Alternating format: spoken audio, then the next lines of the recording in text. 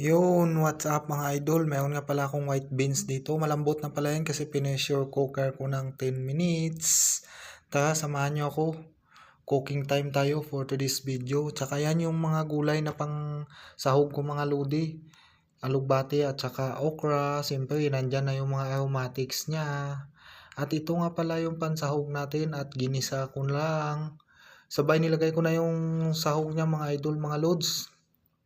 Ito nga pala yung ulam namin for today's video. Yan, okay na pala yan siya.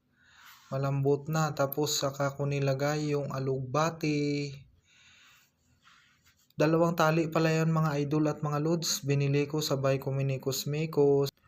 Yun, balik na pala tayo sa akin niluluto. After ng ilang minutes na nilagay ko yung alugbati, kumukulo na pala mga idol, mga lods. Hantay lang tayo ng ilang minutes. Tapos nilagay ko na yung magic sarap. Shout out sa magic sarap. Yun, nilagay ko na din pala yung okra. Ilang seconds na pala nakulo yan mga idol. Tapos nilagay ko na yung ceiling green, pampabango. Shout out to all followers and viewers. At tara mga idol, mga lods, samahan nyo kami. Ito nga pala yung ulam namin for today's video. Thank you for watching and bye bye.